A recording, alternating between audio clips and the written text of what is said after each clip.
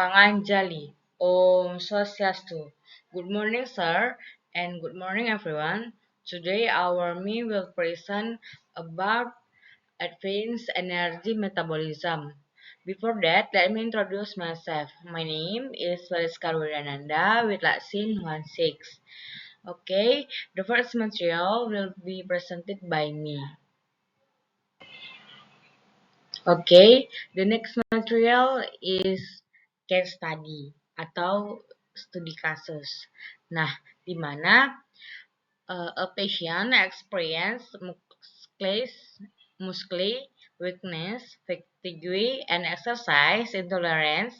Laboratory tests show 1. Low ATP production, 2. High NADH accumulation, 3. Impaired mitochondrial function, 4.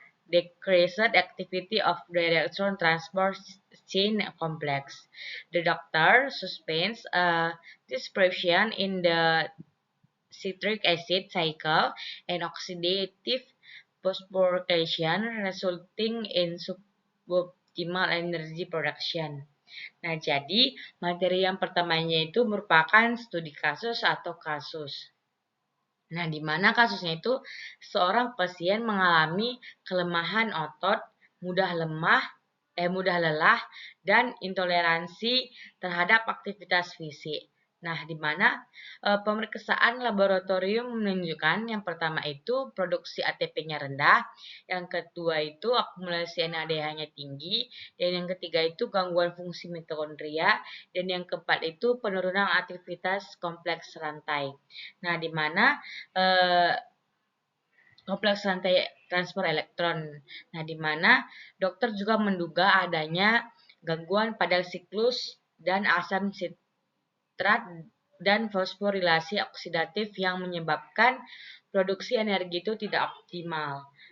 Nah, jadi selanjutnya itu case study question 1. Nah, di mana dari studi kasus tadi di mana memiliki beberapa pertanyaan. Nah, di mana pertanyaan pertama itu explain the primary function of the citric acid Krebs cycle in energy metabolism and its relationship to acetyl CoA.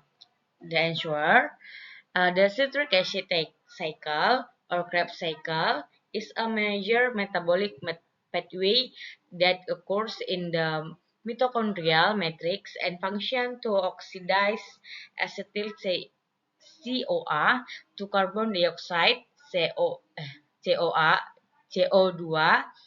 while simultaneously producing high energy electron carrier molecules in the form of NADH and FADH2.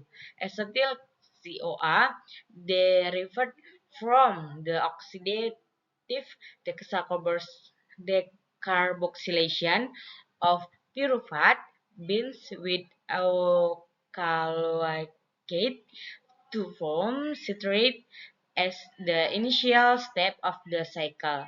This cycle serves as a central integration point to carbohydrate, fat, and protein metabolism in efficiently producing cellular energy. Nah, jadi di mana studi kasus pertanyaan pertama itu dia bertanya jelaskan fungsi utama asam sitrat Krebs dan dalam metabolisme energi serta hubungkan siklus ini dengan asetil CoA. Nah, di mana jawabannya itu siklus asam sitrat atau siklus Krebs itu merupakan jalur metabolisme utama yang berlangsung di dalam matriks mitokondria dan dia juga berfungsi untuk mengoksidasi asetil CoA menjadi karbon dioksida CO2. Nah, sekaligus juga menghasilkan molekul pembawa elektron berenergi tinggi berupa NADH dan FADH2. Nah, di mana asetil CoA-nya tadi itu yang berasal dari hasil dekarboksilasi oksidatif piruvat akan berikatan dengan oksaloasetat. Nah, di mana membentuk sitrat sebagai tahap awal siklus. Sehingga siklus ini berperan sebagai pusat integrasi metabolisme karbohidrat, lemak, dan protein dalam menghasilkan energi sel secara efisien. Okay, the next material is question 2. Describe the primary products of one cycle of the Krebs cycle, ATP or GTP, NADH, FADH2, and explain their role in cellular energy production. The answer: in one round of the Krebs cycle, one molecule of acetyl CoA products 3 NADH molecules, one FADH2 molecules, one ATP or GTP molecule, and 2 CO2 molecules, where NADH and FADH2 function as electron carriers that will enter the electron transport chain to produce large amounts of ATP through the oxidative phosphorylation process, while the ATP or GTP product is directly used as an instant energy source for various cellular activities. Nah, jadi materi yang kedua itu merupakan pertanyaan yang kedua. Nah, di mana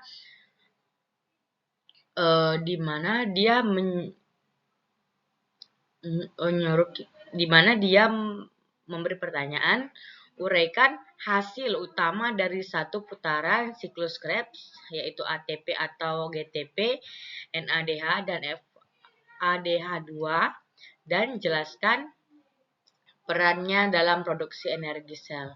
Nah, jadi dalam satu putaran siklus Krebs itu, di mana satu molekul asetil CoA itu menghasilkan 3 molekul NADH. Dan satu molekul FADH2 itu satu molekul FADH2, satu molekul ATP atau GTP, serta 2 molekul CO2.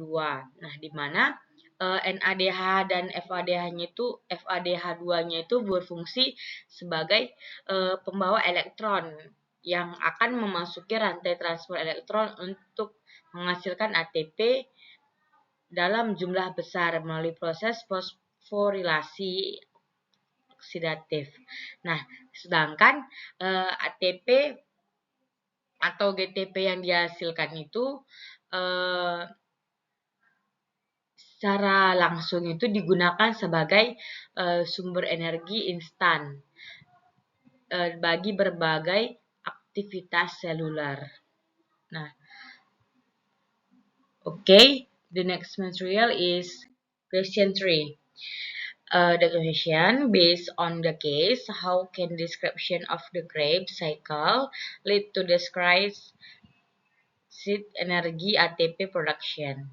The answer: description of the Krebs cycle will result in reduced production of NADH and FADH2 as electron carriers, thereby decreasing the supply of electrons to the electron transport chain and resulting in suboptimal proton gradient formation in the inner mitochondrial membrane.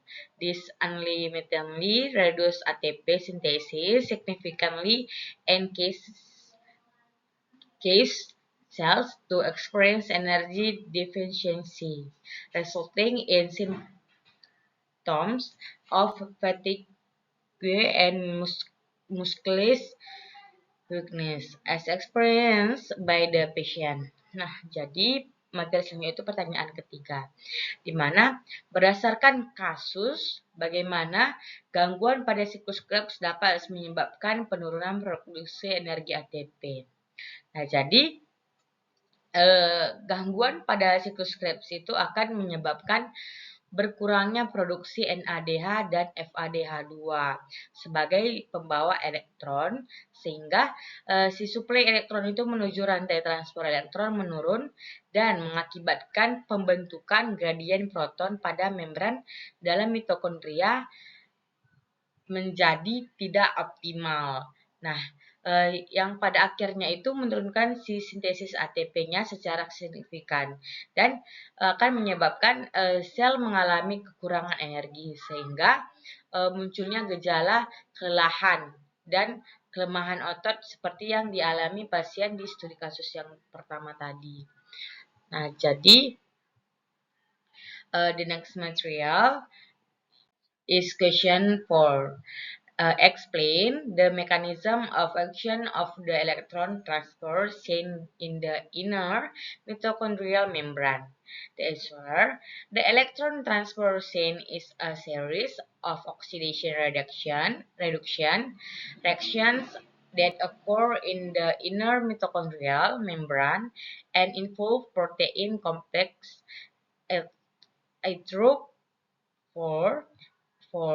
electrons from NADH enter through complex 1 and electrons from FADH2 enter through complex 2. These electrons are then transferred through coenzyme Q and cytochrome to oxygen as the final electron acceptor, forming water H2O. The energy released during electron transfer is used to pump protons into the intermembrane space, creating an electrochemical gradient that plays a crucial role in ATP formation. Nah, jadi materi yang selanjutnya itu materi yang keempat, yaitu question 4 atau pertanyaan yang keempat. Nah, di mana pertanyaannya itu jelaskan mekanisme kerja rantai transfer elektron di membran dalam mitokondria. Nah, di mana rantai transfer elektron itu kita sudah ketahui merupakan rangkaian reaksi oksidasi reduksi yang terjadi di membran dalam mitokondria, di mana dia melibatkan kompleks protein 1 hingga 4. Nah, di mana elektron dari NADH itu masuk melalui kompleks 1 dan elektron dari FADH2 itu masuk melalui kompleks 2. Kemudian elektron tersebut ditransfer melalui koenzim Q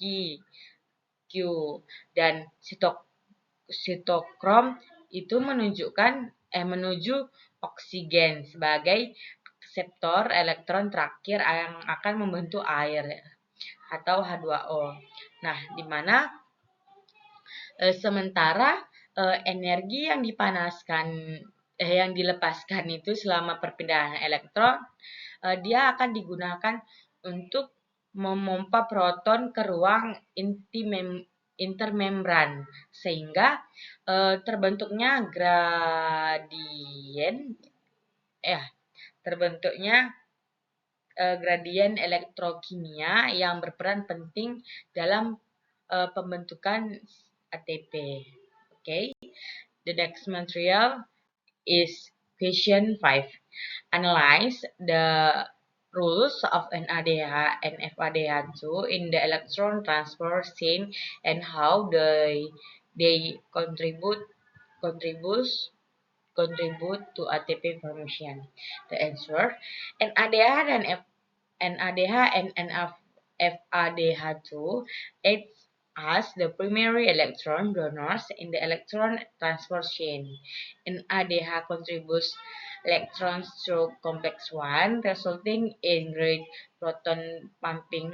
Then FADH2, which supplies electrons through complex 2. NADH produces more ATP, while FADH2 still contributes to the formation of the proton gradient, albeit with less ATP product. Nah, jadi selanjutnya itu materinya, analisis peran NADH dan FADH2 dalam rantai transfer elektron, serta bagaimana keduanya berkontribusi dalam pembentukan. Nah, jadi si NADH dan FADH2 itu berperan sebagai donor elektron utama dalam rantai transfer elektron. Nah, di mana si NADH itu menyumbangkan si elektron melalui kompleks 1. Nah, sehingga dia akan menghasilkan pemompaan proton yang lebih besar dibandingkan si FADH2 tadi. Yang memasukkan elektron melalui kompleks 2. Nah, sehingga NADH-nya itu pun menghasilkan ATP lebih banyak. Sedangkan FADH2 itu tetap berkontribusi dalam pembentukan gradien proton meskipun juga si ATP-nya yang dihasilkan tadi itu lebih sedikit. Okay, the next material is question 6. Explain the concept of oxidative phosphorylation and how the proton gradient is used to generate ATP. The answer, oxidative phosphorylation is the process of ATP formation that utilizes energy from the proton gradient generated by the electron transfer chain. Protons accumulate in the intermembrane space, flow back into the mitochondrial matrix via the enzyme ATP synthase. The energy from this proton flow is used to catalyze the formation of ATP from ADP and inorganic phosphate, thus generating large amounts of energy for the cell. Nah, jadi materi selanjutnya itu jelaskan konsep fosforilasi oksidatif dan bagaimana gradien proton itu digunakan untuk menghasilkan ATP. Nah, si fosforilasi oksidatif itu kita sudah mengetahui itu merupakan proses pembentukan ATP yang memanfaatkan energi dari gradien proton yang dihasilkan oleh rantai transfer elektron. Nah, di mana proton yang terakumulasi itu di ruang intermembran itu akan mengalir kembali ke matriks mitokondria melalui enzim ATP sintase. Dan energi dari aliran proton tersebut akan digunakan untuk mengkatalisis pembentukan ATP dari ADP dan fosfat anorganik. Nah, sehingga menghasilkan energi dalam jumlah besar bagi sel. The next is question 7. Conceptually calculate the amount of ATP product from 1 NADH and 1 FADH2 and explain the difference in energy yield. The answer, 1 NADH molecule conceptually products approximately 2 to 5 ATP because electrons enter through complex 1, which allows for more proton pumping, while on FADH2 molecule products approximately 1,5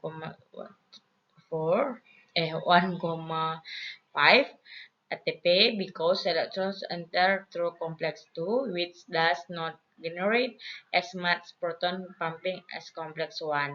Therefore, the difference in electron entry pathways results in a difference in the amount of ATP products.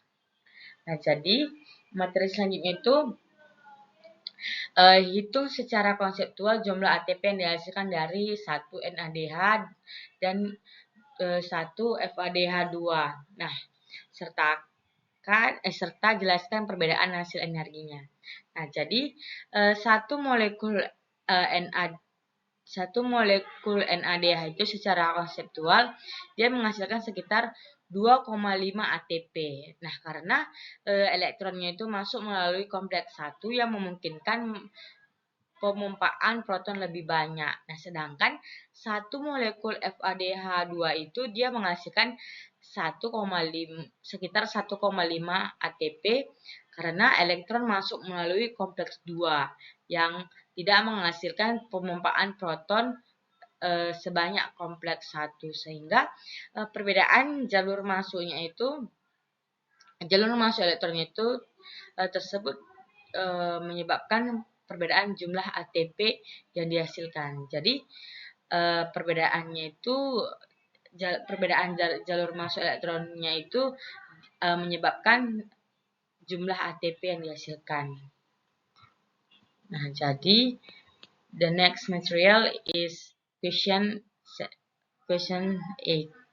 Why can mitochondrial disorders cause nucleus fatigue and weakness? Explain biochemically.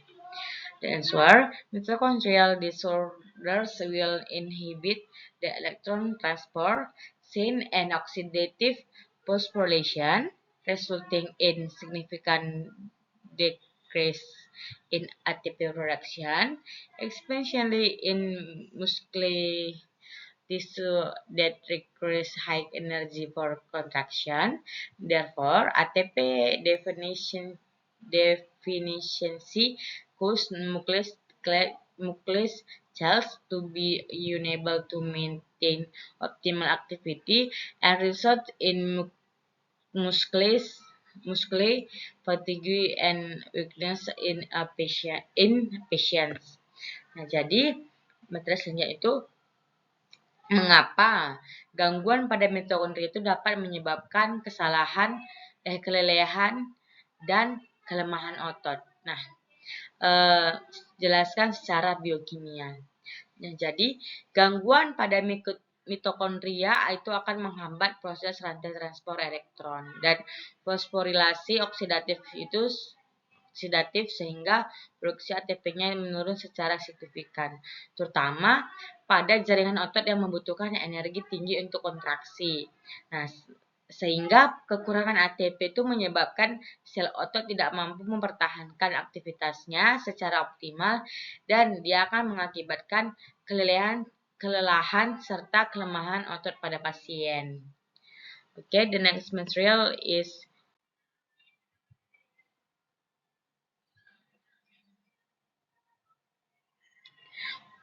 question 9.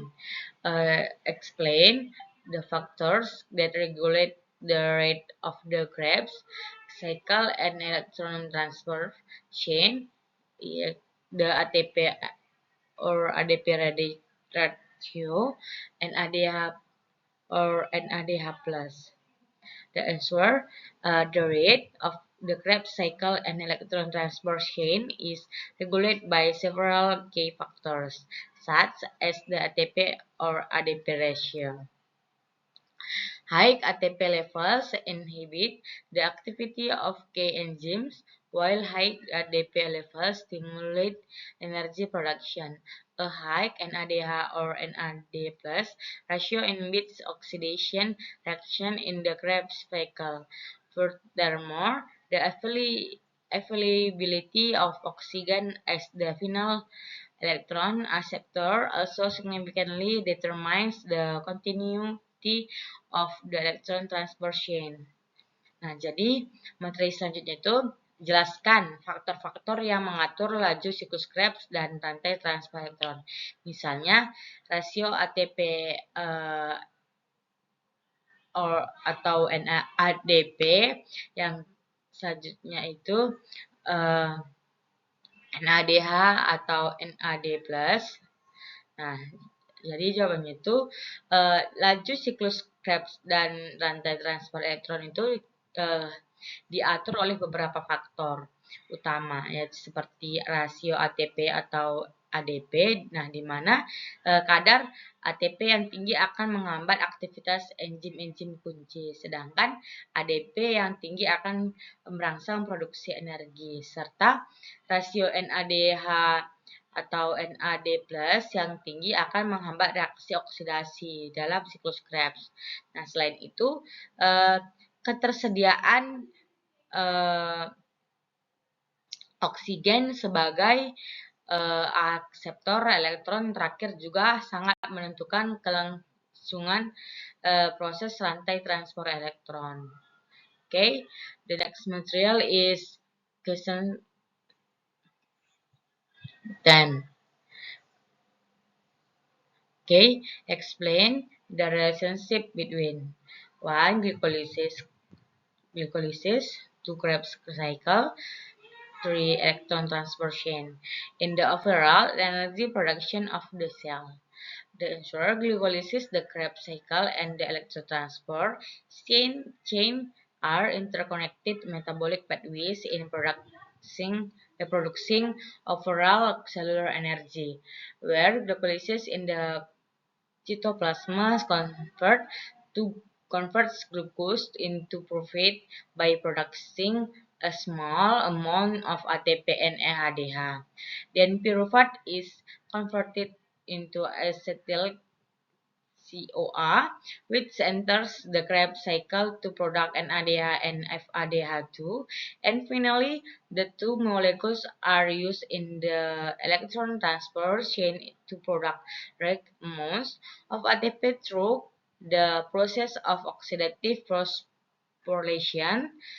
To that days, their pathways work in an integrated and continuous manner to meet the energy needs of the cell.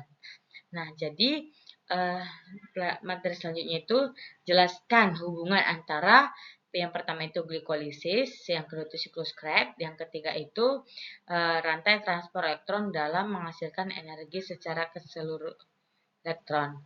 Nah, dalam menghasilkan energi secara keseluruhan dalam sel. Nah, jadi glikolisis, siklus Krebs, dan rantai transfer elektron itu merupakan jalur metabolisme yang saling terhubung dalam menghasilkan energi sel secara keseluruhan. Nah, di mana si glikolisis ini di sitoplasma, ia mengubah glukosa menjadi pyruvate dan menghasilkan sedikit ATP dan NADH, kemudian diubah menjadi asetil CoA yang masuk ke siklus Krebs untuk menghasilkan NADH dan FADH, dan akhirnya kedua molekul tersebut digunakan dalam rantai transfer elektron untuk menghasilkan ATP dalam jumlah besar melalui proses fosforilasi oksidatif, sehingga ketiga jalur ini bekerja secara terintegrasi dan berkesinambungan dalam memenuhi kebutuhan energi sel. Nah, jadi that's all from our presentation and thank you. Saya akhiri dengan Parama Santi. Om Santi Santi Santi Om. Thank you.